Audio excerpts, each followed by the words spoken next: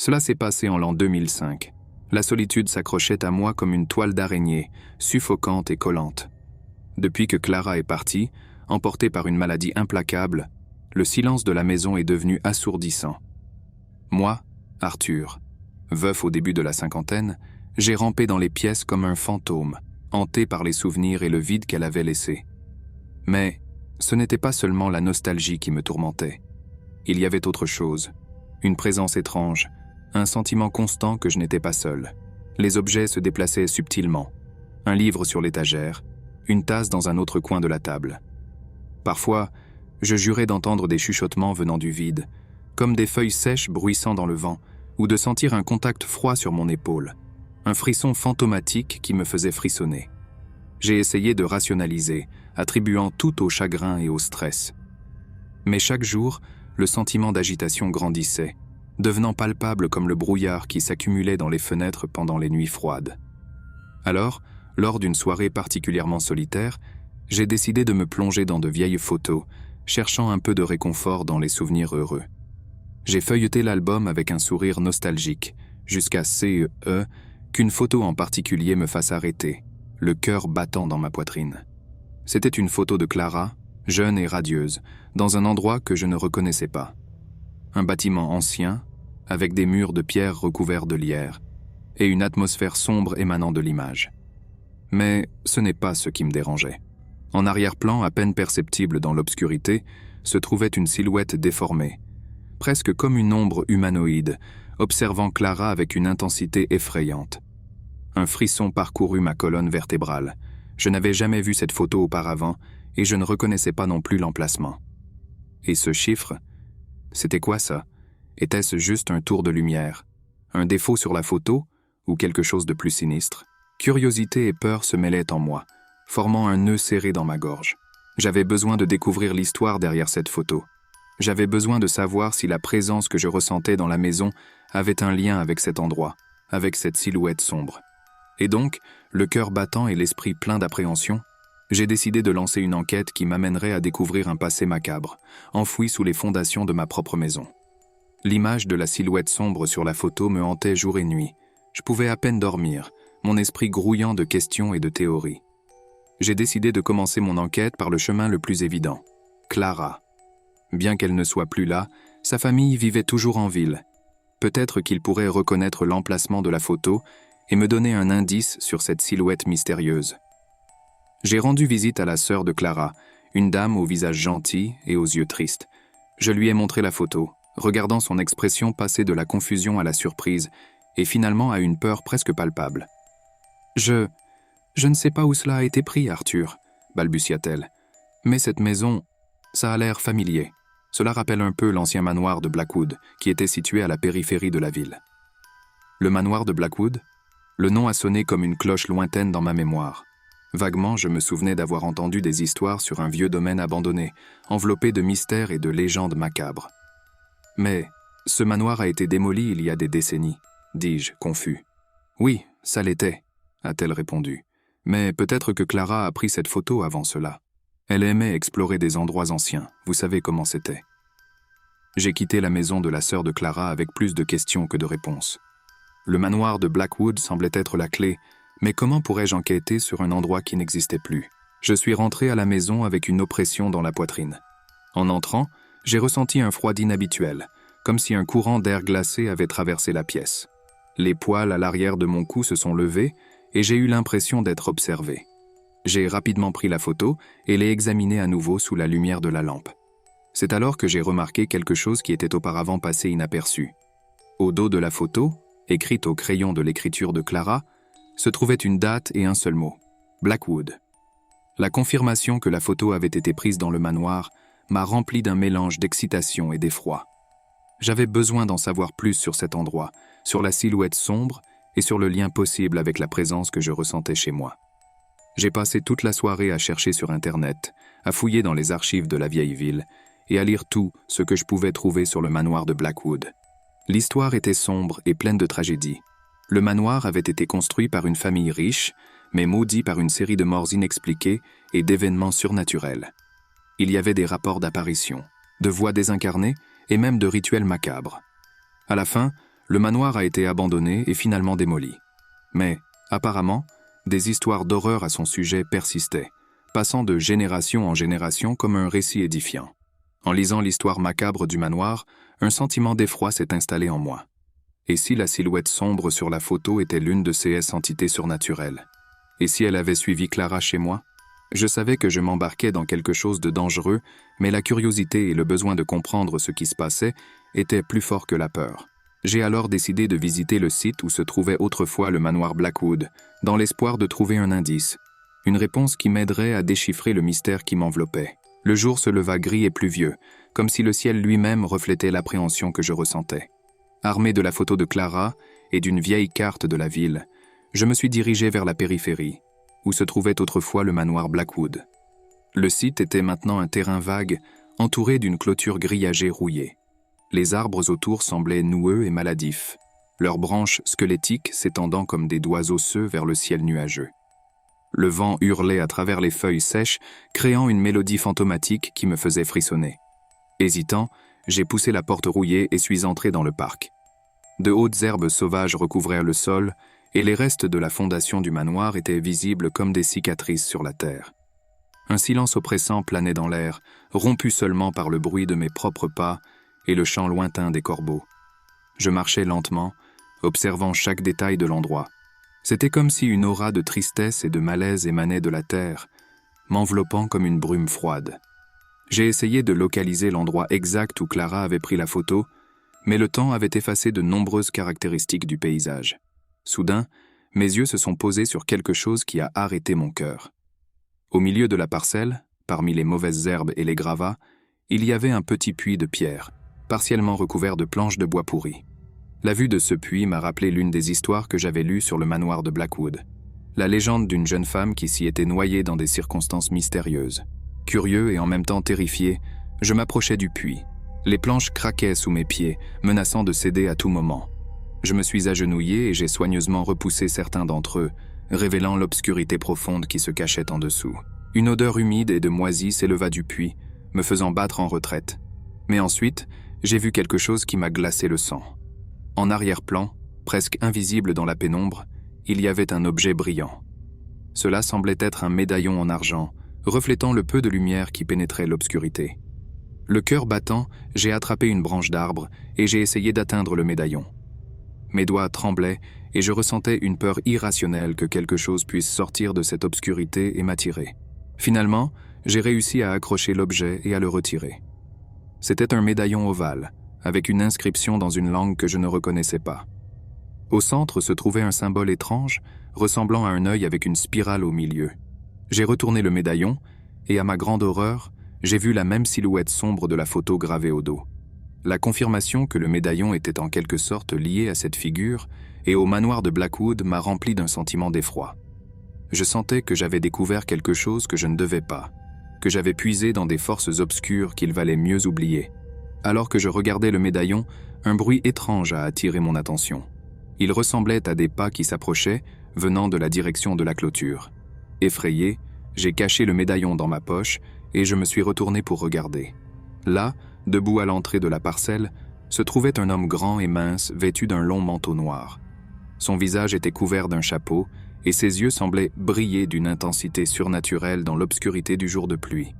Il me regarda longuement, un sourire froid se dessinant sur ses lèvres. Et puis, il parla, d'une voix rauque qui semblait venir d'un autre monde. « Je vois que tu as trouvé quelque chose d'intéressant, Arthur. » Une odeur humide et de moisie s'éleva du puits, me faisant battre en retraite. Mais ensuite, j'ai vu quelque chose qui m'a glacé le sang. En arrière-plan, presque invisible dans la pénombre, il y avait un objet brillant. Cela semblait être un médaillon en argent, reflétant le peu de lumière qui pénétrait l'obscurité. Le cœur battant, j'ai attrapé une branche d'arbre et j'ai essayé d'atteindre le médaillon. Mes doigts tremblaient et je ressentais une peur irrationnelle que quelque chose puisse sortir de cette obscurité et m'attirer. Finalement, j'ai réussi à accrocher l'objet et à le retirer. C'était un médaillon ovale, avec une inscription dans une langue que je ne reconnaissais pas. Au centre se trouvait un symbole étrange, ressemblant à un œil avec une spirale au milieu. J'ai retourné le médaillon et, à ma grande horreur, j'ai vu la même silhouette sombre de la photo gravée au dos. La confirmation que le médaillon était en quelque sorte lié à cette figure et au manoir de Blackwood m'a rempli d'un sentiment d'effroi. Je sentais que j'avais découvert quelque chose que je ne devais pas, que j'avais puisé dans des forces obscures qu'il valait mieux oublier. Alors que je regardais le médaillon, un bruit étrange a attiré mon attention. Il ressemblait à des pas qui s'approchaient, venant de la direction de la clôture. Effrayé, j'ai caché le médaillon dans ma poche et je me suis retourné pour regarder. Là, debout à l'entrée de la parcelle, se trouvait un homme grand et mince vêtu d'un long manteau noir.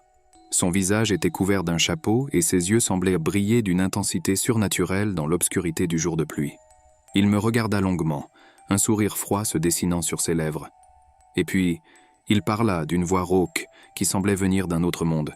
« Je vois que tu as trouvé quelque chose d'intéressant, Arthur. » Un frisson me parcourut le dos lorsque j'entendis l'homme prononcer mon nom. Comment savait-il qui j'étais? Et que voulait il? Qui es-tu? Demandai. Je, essayant de garder ma voix stable malgré la peur qui m'étreignait. Je ne suis qu'un gardien, répondit-il énigmatiquement en s'avançant. Un gardien des secrets de cet endroit. Il s'est approché lentement, et je pouvais mieux voir son visage. Il était pâle et maigre, avec des yeux sombres et perçants qui semblaient revoir à travers moi. « Tu ne devrais pas être là, Arthur, » dit il, sa voix douce et menaçante à la fois. « Cet endroit est dangereux. Vous avez réveillé quelque chose qui devrait rester en sommeil. » « Je viens. » Je cherchais juste des réponses, balbutia-je en lui montrant la photo de Clara. « Savez-vous qui est cette femme? Savez-vous quel est ce chiffre sur la photo ?» L'homme a pris la photo et l'a soigneusement examinée, ses yeux se rétrécissant. « Oui, je la connais, » dit-il finalement. « Et je connais l'entité qui l'a regardée.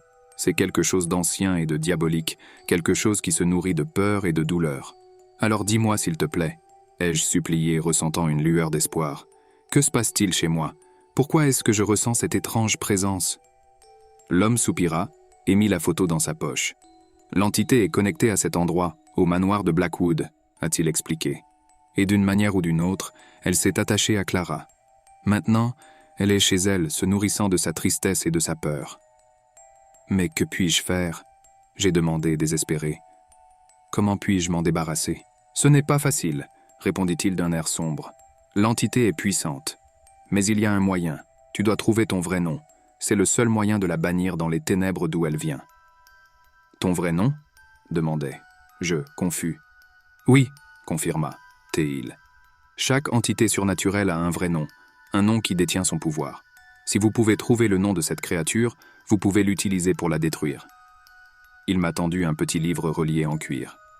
Ce livre contient des informations sur les entités surnaturelles et sur la façon de les combattre, a-t-il expliqué. Fais attention, Arthur. Les connaissances qu'il contient sont dangereuses. Et rappelez-vous, le temps presse. L'entité se renforce chaque jour. Sur ces mots, l'homme se retourna et s'éloigna, disparaissant dans le brouillard qui s'épaississait sur le terrain vague. Je me tenais là, tenant le livre dans mes mains tremblantes, ressentant le poids de la responsabilité et de la peur. Je savais que ma vie, et peut-être mon âme, étaient en jeu. Mais j'étais déterminé à me battre. Pour la mémoire de Clara, et pour ma propre santé mentale, j'avais besoin de trouver le nom de cette entité et de la bannir de l'enfer d'où elle venait. Je suis rentré chez moi avec le livre et un poids énorme sur le cœur. La pluie tombait torrentiellement, reflétant le chaos qui s'était installé en moi. Je savais que je devais agir vite, mais la tâche devant moi semblait impossible. Comment pourrais-je trouver le vrai nom d'une entité surnaturelle ? Je me suis enfermé au bureau et je me suis plongé dans la lecture du livre. C'était un vieux livre poussiéreux, plein de symboles étranges et de textes dans des langues que je ne reconnaissais pas. Mais peu à peu, à l'aide d'un dictionnaire et de beaucoup de patience, j'ai commencé à déchiffrer les secrets qui y étaient contenus. Le livre parlait d'un monde caché, habité par des créatures sombres et des esprits maléfiques. J'ai appris les rituels d'invocation et de bannissement, les amulettes protectrices et les armes magiques. Mais l'information la plus importante que j'ai trouvée concernait les vrais noms. Selon le livre, chaque entité surnaturelle avait un nom secret, qui représentait sa véritable essence. Ce nom était la clé de son pouvoir et aussi sa plus grande faiblesse. Si je pouvais trouver le nom de l'entité qui hantait ma maison, je pourrais l'utiliser pour la bannir en enfer. Mais comment pourrais-je trouver ce nom ? Le livre a donné quelques indices. Apparemment, le vrai nom d'une entité était souvent lié à son origine, son histoire ou sa forme. Il pourrait également être découvert à travers des rituels de divination ou de communication avec le monde des esprits. J'ai décidé de commencer par enquêter sur l'histoire du manoir Blackwood. J'ai passé des jours à fouiller dans de vieilles archives, des journaux et des documents historiques. J'ai découvert que la famille Blackwood était connue pour ses pratiques occultes et pour son obsession de l'immortalité. La rumeur disait qu'ils effectuaient des rituels de magie noire et qu'ils concluaient des pactes avec des entités démoniaques. Une histoire en particulier a attiré mon attention. Il parlait d'une jeune femme de chambre de la famille Blackwood qui était tombée enceinte de l'un des enfants. Pour éviter le scandale, la famille l'a enfermée dans le grenier et l'a laissée mourir de faim. Avant de mourir, la jeune femme maudit la famille Blackwood et jura qu'elle reviendrait pour se venger. Cette jeune femme était, elle, l'entité qui hantait ma maison? Et si votre vrai nom était lié à votre histoire? J'ai décidé d'essayer un rituel de communication spirituelle pour essayer d'entrer en contact avec l'esprit de la jeune femme. Sur la base des instructions du livre, j'ai préparé un cercle protecteur avec du sel et des bougies, et j'ai écrit le nom de la jeune femme au centre. Puis j'ai fermé les yeux et je me suis concentré, essayant d'entrer dans un état de transe. Lentement, je sentis une présence froide s'approcher. L'air est devenu lourd, et une odeur de moisissure et de pourriture a envahi la pièce. Une voix chuchotante résonna dans mon esprit. « Tu m'as appelé ?»« Oui, » répondis-je, essayant de contrôler le tremblement de ma voix. « Je veux connaître votre nom. »« Pourquoi veux-tu savoir ?» demanda la voix, avec un ton de curiosité et de colère. « Parce que je veux t'aider, » ai-je menti. « Je veux te libérer. » La voix riait, un son froid et vide. « Tu ne peux pas m'aider, je suis au-delà du salut, mais je peux t'aider, je peux te donner ce que tu veux. »« Qu'est-ce que je souhaite ?» demandai. Je, confus. « Vengeance, » murmura la voix. « Venge-toi de ceux qui m'ont fait du tort. » J'ai senti une vague de haine et de colère me submerger. C'était l'entité, essayant de me manipuler, essayant de m'utiliser comme un instrument de sa vengeance. « Non, » dis-je, combattant l'influence maléfique. « Je ne veux pas me venger. Je veux juste que tu partes. » La voix devint un cri furieux. « Tu ne peux pas me renvoyer. Je suis connecté à cet endroit. Je le suis. » Et puis, au moment où elle était sur le point de révéler son nom, une force puissante l'interrompit. Le cercle de protection s'est brisé, les bougies se sont éteintes et la pièce a été plongée dans l'obscurité. Je savais que j'avais échoué. L'entité était plus forte que je ne l'imaginais, et maintenant elle était furieuse. J'avais besoin de trouver un autre moyen de connaître son nom avant qu'il ne soit trop tard. L'obscurité qui suivait le rituel raté était terrifiante. J'ai senti la présence de l'entité autour de moi, comme une ombre maléfique m'enveloppant. La maison semblait gémir et grincer, comme si elle était sur le point de s'effondrer. Je savais que je manquais de temps. Je suis retourné au livre, désespéré de trouver une nouvelle façon de trouver le nom de l'entité. C'est alors que je suis tombé sur un passage sur des objets maudits. Le livre disait que parfois des entités surnaturelles pouvaient s'attacher à des objets, les imprégnant de leur énergie maléfique. Et si le médaillon que j'avais trouvé était l'un de ces objets? J'examinais à nouveau le médaillon, essayant de déchiffrer l'inscription sur sa surface. J'ai reconnu certains symboles comme provenant d'une ancienne langue morte, l'énoquien, connu pour être utilisé dans les rituels de magie noire. À l'aide d'un ouvrage de référence, j'ai réussi à traduire l'inscription. C'était une phrase courte et effrayante. « Je suis Eshma, l'I qui voit tout. » Aïcha était-ce le nom de l'entité? J'ai senti un frisson couler le long de ma colonne vertébrale. Le nom sonnait puissant et diabolique, comme sorti d'un cauchemar. Le cœur battant, j'ai pris le médaillon et l'ai tenu devant moi. « Aeshma » dis-je à haute voix, sentant la puissance du nom vibrer dans l'air. « Je connais ton nom, et je vous ordonne de quitter cet endroit. » Un silence de mort s'ensuivit. La maison cessa de gémir, et la présence maléfique sembla se retirer. Pendant un moment, j'ai cru que j'y étais arrivé. Mais ensuite, j'ai entendu un rire froid et guttural résonner dans la pièce. « Penses-tu pouvoir me contrôler avec mon nom, mortel ?» La voix d'Eshma ricana. « Je suis plus vieux que le temps, plus puissant que votre imagination. Tu viens de sceller ton destin. » La température dans la pièce a chuté de façon spectaculaire et une brume sombre a commencé à se former autour de moi. La silhouette d'Eshma s'est matérialisée dans la brume, prenant la forme d'une grande créature humanoïde squelettique, aux yeux rouges brillants et aux griffes acérées comme des rasoirs. « Maintenant, tu seras à moi », siffla Aeshma en s'avançant vers moi. Je savais que j'étais perdu. Il n'y avait aucun moyen de combattre cette créature. Mais au dernier moment, une idée désespérée m'est venue à l'esprit. « Clara !» J'ai crié, de toutes mes forces, « Clara, aide-moi !» Au même instant, une lumière vive inonda la pièce. La silhouette de Clara, jeune et radieuse comme sur la photo, est apparue devant moi. Elle sourit et tendit la main dans ma direction. Eshma recula, rugissant de colère et de frustration. La lumière de Clara semblait brûler sa forme sombre. « Tu ne peux pas me toucher », a déclaré Clara, sa voix pleine d'amour et de pouvoir. « Je suis protégée par la lumière. » Et puis, sous mes yeux, Clara a fusionné avec la lumière, qui s'est étendue jusqu'à envelopper toute la pièce. Eshma a crié de douleur et de haine, alors que sa forme se dissolvait dans la lumière, jusqu'à ce qu'il ne reste plus que le silence. La lumière s'est lentement estompée, et je suis restée seule dans la pièce, tremblante et épuisée. Clara m'avait sauvée. D'une certaine manière, son amour et sa lumière avaient été plus forts que les ténèbres d'Eshma. La maison était silencieuse, enfin libérée de la présence maléfique. Je savais que je n'oublierais jamais ce qui s'était passé, mais je savais aussi que je ne serais plus jamais seule. Clara serait toujours avec moi, dans ma mémoire et dans mon cœur. Je savais que je n'oublierais jamais ce qui s'était passé, mais je savais aussi que je ne serais plus jamais seule. Clara serait toujours avec moi, dans ma mémoire et dans mon cœur. Et donc, avec un mélange de tristesse et de gratitude, j'ai quitté la maison, prêt à commencer une nouvelle vie, loin des ombres du passé.